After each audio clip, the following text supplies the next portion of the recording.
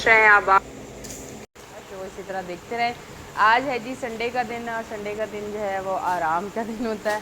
Friday का दिन भी आराम का होता है अब तो, वैसे पहले सिर्फ संडे का दिन होता था, अब फ्राइडे का दिन भी आराम का होता है। पर कभी कभी ऐसा होता है कि आप किसी किसी दिन बहुत फ्रेश होते हैं जब आप सुबह उठते हैं, और कोई कोई दिन ऐसा होता है कि आपका दिल ही नहीं करता कि आप उठो बिस्तर से। इस वजह ये होती है कि आपकी नींद जो है, ज़रूरी है कि नींद आप अपनी पूरी करें, रात को आप टाइम पे सोएं ताकि सुबह जो है वो आपकी टाइम पे आँख खुले। हम लोगों की रूटीन कुछ कराची वालों की ऐसी है, मुझे पंजाब साइड का इतना नहीं पता, पर मुझे कराची वालों का पता है कि 99% लोगों की रूटीन ये है कि वो लोग रात को लेट नाइट सोते हैं और सुबह फिर लेट नाइट डे तक सोते रहते हैं, यानी कि दिन तक वो सोते रहते हैं और रात को आधी रात तक जागते रहते हैं, जिसकी वजह से जब आप एक तो उठते हैं आपका टाइम भी काफ़ी ज़ाया हो जाता है, उसके अलावा आपकी सेहत भी अच्छी नहीं होती, आप एक्टिव भी नहीं होते, मदहोश होते हैं, वो उस तरीके से सारे काम भी नहीं होते। तो कल कुछ ऐसा ही था कि मैं भी थोड़ा देर तक जागती रही, पता नहीं नींद ही नहीं आ रही थी। वो कहते हैं नींदें आपकी चुरा ले जाते हैं लोग ऐसा कोई नहीं है, चुरा के ले जाने वाले लोग अब आ नहीं सकते। असल में नींद कभी कभी ना कुछ बातें आपकी चुरा लेती, कुछ बातें आपको बहुत ज़्यादा परेशान करती, जिसकी वजह से आपको नींद नहीं आती। तो इसलिए कुछ चीज़ें मैं अक्सर सोचती रहती हूँ रात को, जब मैं सुकून से लेटती हूँ उस टाइम कोई भी चीज़ बहुत सारी अपने बचपन की बातें सोचती हूँ, अपनी फैमिली की बातें सोचती हूँ, अपने जो अब इस दुनिया में नहीं है उनके बारे में सोचती हूँ, तो फिर मैं थोड़ा सा डिप्रेस्ड हो जाती हूँ, जिसकी वजह से मेरी नींद उड़ जाती है। तो ये चीज़ होती है, हर चीज़ वो नहीं होती नींद चुराने के लिए जो लोग सोचते हैं कि बस कोई और वजह होगी कि नींद चोरी होगी, या कोई वजह होगी। वो वाली वजह नहीं, वजह ये वाली है, क्योंकि वो वाली वजह अब हो नहीं सकती, क्योंकि उस वजह का को हमने बहुत अरसे पहले ख़त्म कर दिया। अच्छा जी, खैर ये ऐसे ही एक मजाक था, सुबह सुबह संडे के दिन एक मुस्कुराहट आपके चेहरे पे आ जाए, और आप मेरी फैमिली हो, इसलिए मैं आपसे हर तरीके से बात कर लेती हूँ। आपको पता है हमारा जो पहला सेगमेंट होता है वो बहुत मज़ेदार होता है सेगमेंट, मेरा मेरा मोस्ट फेवरेट सेगमेंट है, क्योंकि उसमें मेरे साथ डॉक्टर साहब होते हैं। डॉक्टर साहब से मैं बहुत अच्छे अच्छे सवाल, और जो मेरे जहन में सवाल होते हैं अक्सर कि यार मैंने डॉक्टर साहब से पूछने हैं, तो वो उस दिन आके बस फिर मैं डॉक्टर साहब से पूछ लेती हूँ। बड़े अच्छे अंदाज से, बड़े मतलब ऐसे आसान अंदाज से मुझे वो बात समझाते हैं कि मुझे समझ आ जाती है, क्योंकि कुछ मुश्किल बातें अक्सर कुछ लोगों को समझ नहीं आती, तो मुझे मुश्किल बातें नहीं समझ आती, मुझे इशारे समझ नहीं आते, ये दो चीज़ें समझ नहीं आती। तो डॉक्टर साहब मेरे सवालों का जवाब बहुत अच्छा दे देते, तो इसलिए मैं सारे सवाल डॉक्टर साहब से कर लेती हूँ। आज भी मेरे बहुत सारे सवाल हैं मेरे जहन में। आज का हमारा टॉपिक, जो आपको पता है कि टॉपिक तो वही है, कोरोना। कोरोना आपको पता है कि हर बार अपनी शक्ल बदल के आ रहा है, तो उसके लिए मुख्तलिफ क्या मतलब अब जब वो अपनी शक्ल बदलता है तो उसके बाद ये पूछना होता है डॉक्टर साहब से कि अब आया इस लहर में क्या होने वाला है, अब क्या होने वाला है। तो वो सारी चीज़ें हमें डॉक्टर साहब से मिलती है। तो हमारे साथ आपको पता है कि किसी तारुफ की मोहताज नहीं, डॉक्टर आबिद हुसैन मिर्ज़ा साहब हैं, उनको वेलकम करते हैं अपने शो पे। अस्सलाम वालेकुम, कैसे हैं डॉक्टर साहब? हाँ माशाल्लाह, बहुत अच्छा है वह ग्रीन। अच्छा डॉक्टर साहब, मुझे ये बताया, तो आपने बड़ा येलो येलो कलर पहना हुआ है, येलो कलर का बताएं शख्सियत पे कैसा असरअंदाज हुआ? बहुत थोड़ा सा ही कलर पे आज थोड़ा सा डॉक्टर साहब से बात करें। देखिए, बहुत पॉजिटिव इम्पैक्ट होता है। हमारे यहाँ येलो, ग्रीन और रेड, ये हमारे यहाँ जो हाईलाइट होते हैं ये कलर, ये आपके मिजाज के हिसाब से आपके मौसम में भी असरअंदाज होते हैं। जैसे आप समझते हैं कि इस वक्त बाहर का मौसम है, गर्चे ये बाहर नहीं है, मौसम गर्मी ही होता है, लेकिन हमारा चूँकि ये रिलेट कर जाता है बरसात के मौसम से, तो मौसम बहुत ही खूबसूरत हो जाता है। इसके अंदर इस किस्म के कपड़े बड़े सूट करते हैं, खूबसूरत होते हैं। इसमें ग्रीन भी बहुत खूबसूरत लगता है, ब्लू भी खूबसूरत लगता है, येलो, रेड ये ज़रा प्रोमिनेंट कलर कहलाते हैं, हाँ और मिजाज की अक्कासी करते हैं कि आप मिजाज के तौर पे जो है बहुत खूबसूरत मिजाज के आदमी, हाँ यानी जो वो शख्सियत जो है थोड़ी सी मिजाज के हिसाब से ऐसे होगी कि थोड़ी सी रंगीन मिजाज होगी, शायराना तबीयत होगी, अच्छे फुल्के हल्के फुल्के अंदाज में आप बात को रिस्पॉन्स लेते हैं, हल्की सी मुस्कुराहट चेहरे पे होती है। और असल में यही हमारा फरमान है रसूल सल्लल्लाहु अलैहि वसल्लम का कि आप अपनी शख्सियत को पुरकशिश बनाएं, इतनी खूबसूरत अपनी शख्सियत को बनाएं कि दूसरा देखने वाला आपसे महसूस हो। तो मेरा आपको मालूम है कि हमारे रसूल सल्लम का जो फेवरेट लिबास था वो ऑरेंज कलर का था। वो ज़्यादातर ऑरेंज कलर जो है रेड कलर के थे, वो इस तरह की वो चीज़ें लिया करते थे। और माशाल्लाह आपको पता है वो रसूल कायनात थे।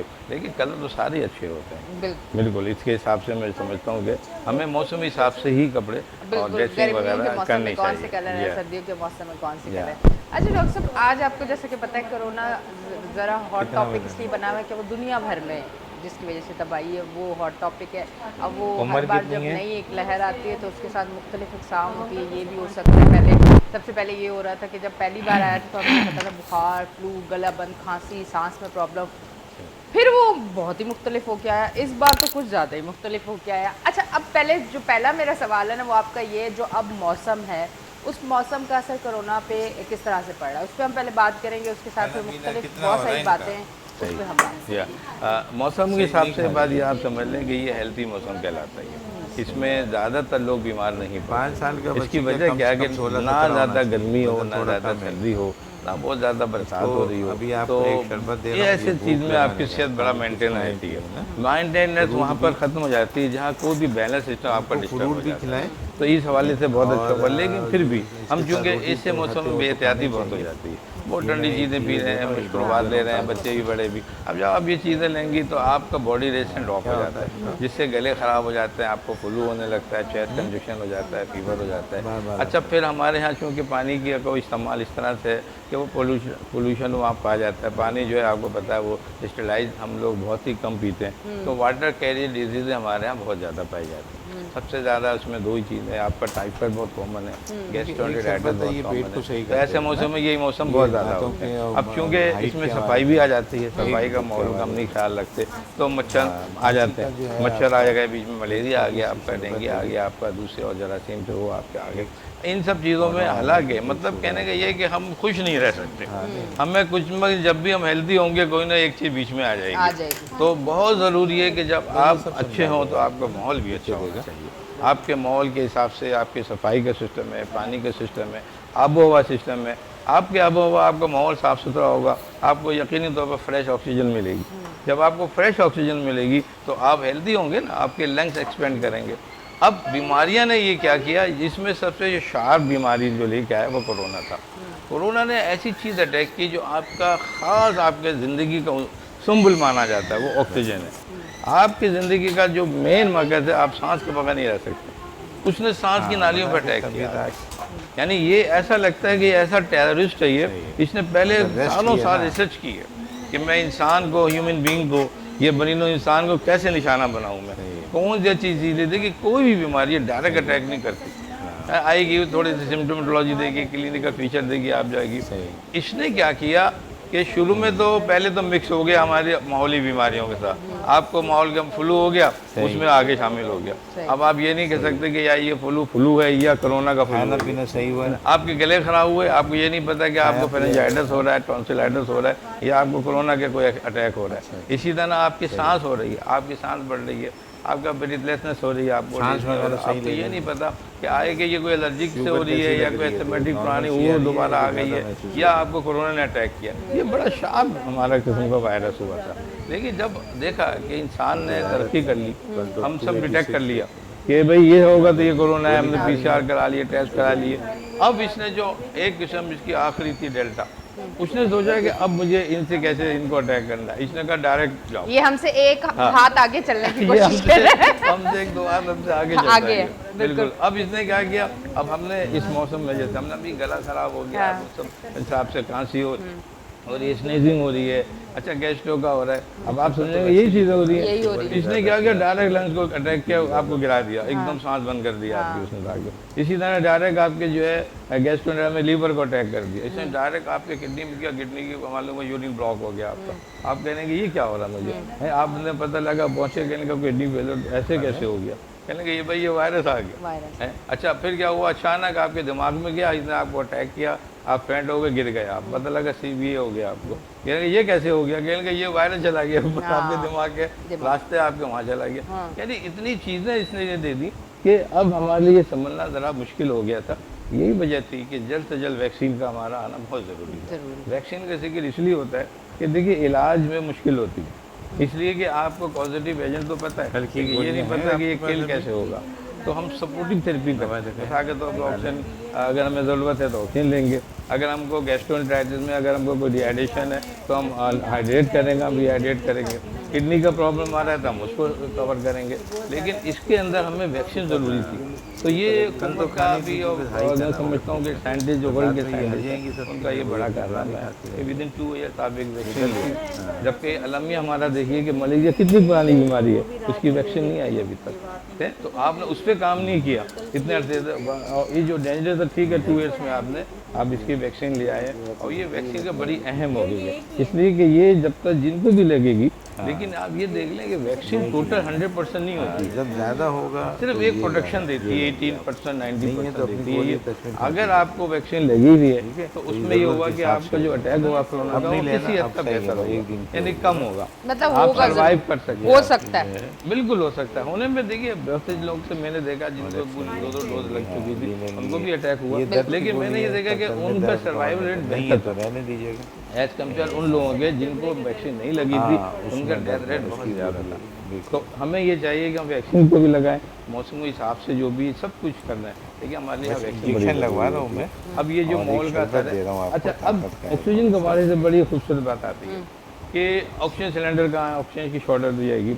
तो हमें थोड़ा ये सोचना चाहिए, जब हमने ये सोचा कि हम ऑक्सीजन कहाँ से ले सकते हैं, सोर्स ऑफ ऑक्सीजन क्या है, तो हमारे पास सोर्स ऑफ ऑक्सीजन सबसे बेहतर कुदरती जरिया है, तो वो है दरख्त, पौधे और दरख्त। ऑर्डर होगा जहाँ दरख्त होंगे, जहाँ ग्रीन होगा, वहाँ ऑक्सीजन अवेलेबल होगी। तो हमें चाहिए कि हम अपने घरों में, अपने आसपास ग्रीन यानी प्लांट लगाएंगे, जितने ज़्यादा दरख्त हम लगाएंगे हमको अलग से लिखना होगा, मिल जाता है। कुदरत का सिस्टम देखिए कि उनको भी जिंदा रहने के लिए कुछ गैस चाहिए होती है ना, उनको वो प्लांट को, दरख्तों को वो गैस चाहिए, कार्बन डाइऑक्साइड, जो हम एक्सपर्ट आउट करते हैं। देते हैं हम लोग। यानी हम एक चीज बाहर निकाल लें, अब वो जो ऑक्सीजन है ना हमारी, जो हम कार्बन डाइऑक्साइड से बाहर निकाल, वो टॉक्सिस होती है, वो टॉक्सिसिटी डेवलप करती है। अगर आपके यहाँ एरिएट हो जाए तो हम थोड़ी देर में सफोकेशन में आ जाएंगे, वो उसकी क्वांटिटी बढ़ने लगेगी। तो उसको कॉम्पनसेट करने के लिए हमें दरख्त चाहिए। अगर हम अपने माहौल में 2 दरख्त लगा दें, 2 पौधे लग दें, तो हम जो ऑक्सीजन ले रहे हैं वो उधर जा रही है, और वो जो हम वो एक्सपर्ट ऑक्सीजन कर रहे हैं वो हमारे पास सारी कार्बन डाइऑक्साइड, एक बैलेंस सिस्टम हो रहा है।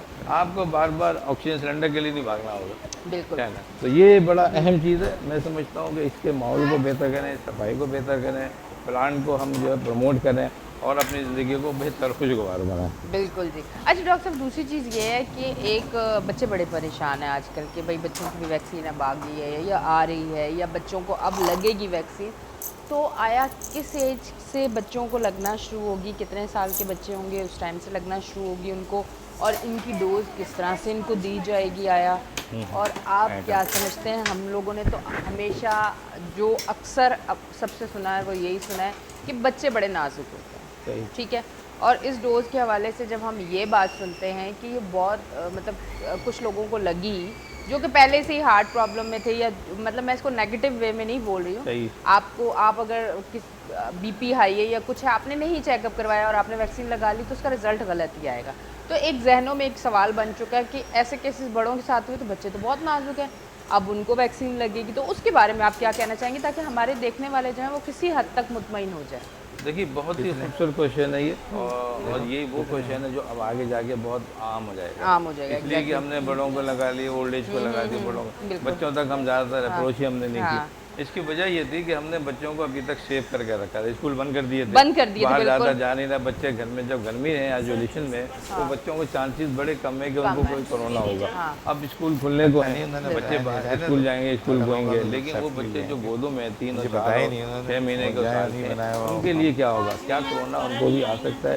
कोरोना देखिए सबको आएंगे तो कोरोना के लिए कोई ज़रूरी नहीं है क्या, लेकिन चूँकि घर के माहौल में 4 लोग हैं, अगर उस घर में 4 से 5 लोग रहते हैं, वो बच्चा एक शीखवार बच्चा है, वो दूध पीता है, उन 4-5 में कोरोना नहीं है, सेफ है, तो बच्चों को भी नहीं है। तो इसके लिए वही चीज़ है कि आप बच्चों को बाहर लेके न जाएं, बच्चों को पहले तो आप सेफ करें, ठीक है ना, ताकि जब आप दूसरी बात ये सफाई का ख्याल रखें, कोई जरासीम उस बच्चे तक ना पहुँचे। जरासीम पहुँचने का मकसद ये है कि आप इनडायरेक्ट वे में कोरोना को सपोर्ट करेंगे अगर आप सफाई बच्चे का नहीं रखेंगे। इसकी वजह क्या है? इसकी वजह है कि बच्चे में जब भी कोई बीमारी आएगी उसकी इम्यूनिटी कम हो जाएगी, जैसी इम्यूनिटी उसकी कम हुई, कोरोना ने अटैक किया है ना। और कोरोना आपको पता है 6 फीट के फासले तक से कैच कर लेता है, लेकिन कोरोना की खुसूसियत ये है कि ये कोई छूत की बीमारी नहीं है, ये कॉन्टेजियस डिजीज नहीं है ये कि आपके आगे और आपके बॉडी लगी चिपक गया आपके साथ ये हुआ। कॉन्टेजियस ऐसी मिल जाता है, कॉन्टैक्ट होता है, कॉन्टैक्ट में आके ये अपना जरासीम इनोकुलेट कर लेगा। और इनोकुलेशन का सिलसिला इसका यही है, सांस का रास्ता है या आप मुंह के जरिए कोई ऐसी चीज़ आपने ले ली इन्फेक्टेड है तो किसी तरह वो अप्रोच कर ले। लेकिन अभी तक ऐसे चांसेस बड़े कम हुए हैं जो खाने के जरिए पहुँचा बॉडी के अंदर। अच्छा। पानी के जरिए जिसमें पहुँचा, ऐसी अभी कोई रिसर्च नहीं आई है ऐसे, सिर्फ सांस के जरिए, ब्रीदिंग के जरिए। इसके बैक्टीरिया इतने छोटे होते हैं, यानी वायरस जो होता है ये कहलाता है, ये बिल्कुल डायमीटर अल्ट्रा माइक्रो होता है। तो ये चीज़ों पे पानी शानी में नहीं मिलता, ये आपकी सांस की हवा में मिला हुआ। ये नहीं पता कि अभी जो सांस लेना इसमें कितने जरासीम मिले हुए हैं। लेकिन चूंकि अगर इस माहौल में कोरोना का कोई वायरस नहीं है तो हम भी वो हमें ले जाते हैं, नैनोकुलेट करेंगे तो हम बच्चों को महफूज कर सकते हैं। जहाँ तक वैक्सीन का ताल्लुक है, वैक्सीन तो देखिए अभी तक ये सब लोगों के लिए है, खैर इसके लिए कोई नहीं है कि ये छोटा है, ये बड़ा है या ओल्ड है। ये हमने सिर्फ साइड इफेक्ट देखना है। अगर एक साइड इफेक्ट ये वैक्सीन से डेवलप हो रहा है, अगर ज़्यादा डेवलप हो रहा है तो हमें वो सेव करना है, वो बड़े को भी सेव करना है, बच्चों को भी करना है। तो इसलिए वैक्सीन हम सबको अमूमन लगा सकते हैं। अभी फर्दर इस पर रिसर्च होना बाकी है। जब इस पर बहुत ज़्यादा रिसर्च हो जाएगी बच्चों के हवाले से, बड़ों के हवाले से, तो फिर हम डिफरेंशिएट कर सकेंगे। अभी वैक्सीन का ये कंसेप्ट आप देख लें कि जैसे टाइफाइड है, बच्चों को भी लगती है, बड़ों को भी लगता है वैक्सीन इसकी। चिकन पॉक्स है, बड़ों को भी लगाते हैं। टीबी का है, कितना डेंजरस वायरस होता है बीसीजी, हम बड़ों को भी लगाते हैं, छोटों को भी लगाते हैं, वो सबको एक ही लगती है। तो इस तरह से ये वैक्सीन क्या नाम है, इसी तरह ये भी सबको हम लगा सकते हैं सेफ्टी के लिए। तो ये नहीं है कि बच्चों को हम अलग रख लें या बड़ों को रख लें, लेकिन हो सकता है आगे जाके हम जो है इसको सेपरेट कर लें कि बच्चों के हवाले से ये और बड़ों के हवाले से। ये हमारी WHO रिकमेंड करेगी कि जो तकरीबन 14-15 किस्में जो वैक्सीन की आई हुई हैं उनमें से हम सेलेक्ट किसको करें और कौन से बच्चों के लिए हम फेवर दें और कौन से बड़ों के लिए रखें। आगे जाके होगा ये सब चीज़ें। अच्छा डॉक्टर साहब ये बताएं, दुनिया भर में बच्चों को लग रही है ये वैक्सीन या ये अमल पाकिस्तान में ही होगा? पाकिस्तान में हर चीज़ नहीं हो जाती है ना, थोड़ा सा पाकिस्तानियों की तरफ से भी बोलेंगे। बिल्कुल नई रिसर्च जो अभी मैंने रिसेंटली बिल्कुल देखी थी साले में, वो बरतानिया की थी। उन्होंने 12 साल और 12 साल की कम उम्र के बच्चों को वैक्सीन लगाई है। अच्छा। जी हाँ, बाकी और मुल्क के बहुत से वहाँ लगाई है और रिजल्ट अच्छा है। बिल्कुल कोई बच्चों में ऐसे डेवलप नहीं हुए। हमारे यहाँ अभी बच्चों में नहीं लगी है और इसकी वजह ये हुई कि बच्चों में ज़रूर कोरोना हुआ है लेकिन उस रेशो में नहीं हुआ जैसे कि बड़ों में हो रहा था।